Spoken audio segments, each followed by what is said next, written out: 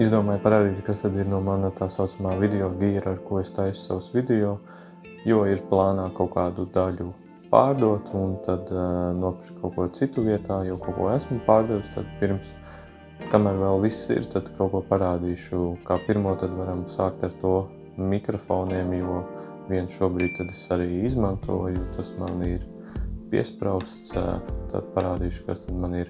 Tātad šis, kas šobrīd man ir uz galda, tātad jā, filmēju ar Samsung S24 Ultra šobrīd un tad izmantoju mikrofonus. Tātad man ir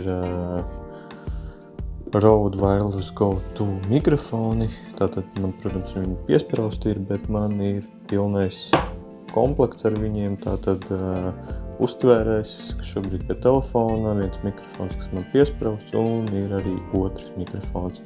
Un tad, protams, arī šie te kaķi, vēja aizsargi, vads, kas nāk līdzi, un ir man vēl vadi.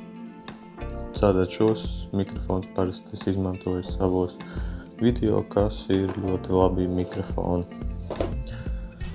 Tālāk no mikrofoniem man ir arī šīs te boom mikrofons, ko ir tā kā paredzēts likt uz kamerām virsū.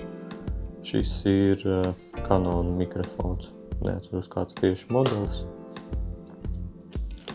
Un tad priekš datora es izmantoju šo te mikrofonu, drusku noputējis jau no stāvēšanas, jo ļoti reti viņu izmantoju. Tātad šis ir Arozija mikrofons, dabūju ļoti lēti, liekas tīri normāls, tas arī viss par viņu. Tālāk tad par statīviem, tātad man ir viens lielais statīvs, ap 2 metri laikam viņš var izvilkties ārā. Tas ir kaut kāds lētais, man viņš vairākus gadus ir, bet tam, cik man ir nepieciešams, ļoti labi strādā. Protams, nav maināms nekādas galvas, nekas tāds. Tad tālāk man ir mazais, tā saucamais 8-kājas, ko var saliekt kā vajag kājas. Un tad kaut kādās, piemēram, tā kā mašīnā, kad filmē ļoti labi, kur izlocīt kājas kā nepieciešams, lai taisni novietotu kameru.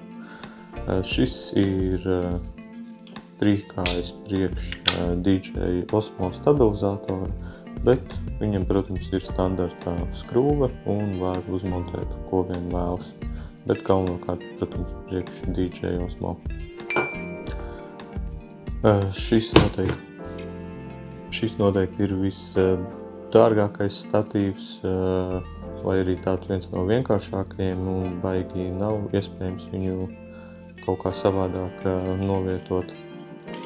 Bet iespējams viņš maksā dārgāk kā visi iepriekšējie kopā, jo šis ir Canon kameras statīvs un viņam ir šeit iebūvēta bezvadu pults, tātad priekš Canon kamerām.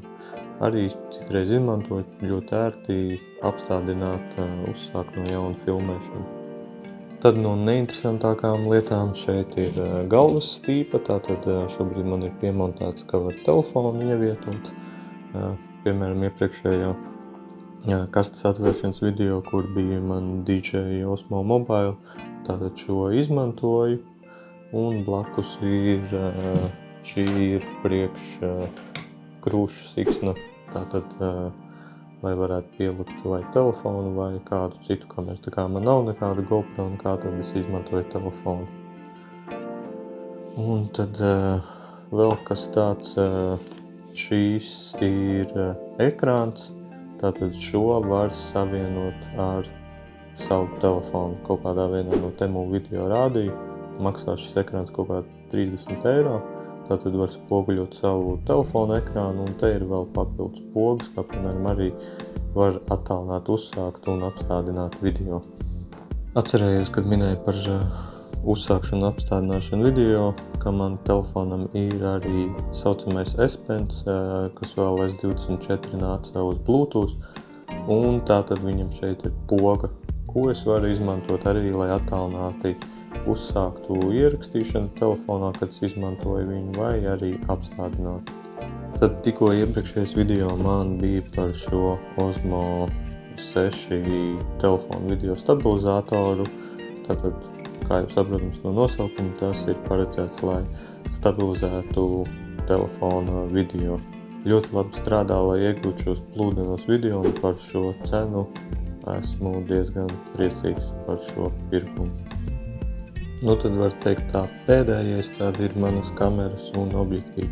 Tad man ir viena vecā kamera, kas ir Canon EOS 1100D. Filmēšanai es viņu neizmantoju, viņa tikai Full HD filmē.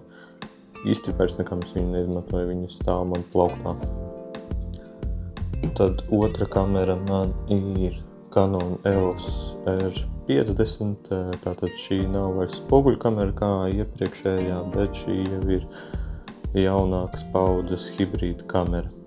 Protams, filmē 4K, visas foršās lietas, atlokāms ekrāns, un arī šai kamerai jau nāk jaunās Canon objektīvi ar jauno montēšanas sistēmu, bet ar pārēju var arī vecos objektīvus uzstādīt.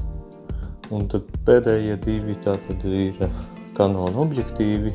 Šis ir ķīniešu 50 mm objektīvs.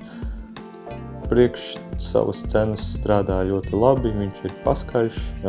Te var arī redzēt, man ir pielikts adapteris, lai strādātu ar tātad šo jauno kameru.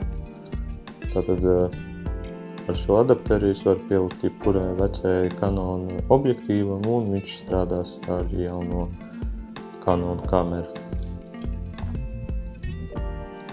Un tad pēdējais objektīvs ir šis te 10 līdz 20 mm, kas ir tāda platleņķa objektīvs, ko es domāju, kad iespējams pārdošu. Šis ir no Sigma ražots, bet paredzēts priekš Canona. Ļoti reti izmantoju, tāpēc īsti neredzu jēgu viņu paturēt. Nu tā tas īstumā par brīnumiem, ko esmu sapircis. Noteikti priekš tā, ko es daru savu hobiju līmenī, ir par daudz. Pietiktu noteikti ar vienu telefonu, bet man patīk visādi gadžeti, tāpēc liekas, ka man to vajag, un man ir interesanti paspēlēties ar šīm mantām. Bet, ja kaut kas vairāk interesēja, rakstiet komentāros, varu kaut ko pastāstīt par šīm mantām. Jā, man viņas vēl būs, bet šodienai tas arī viss. Atā!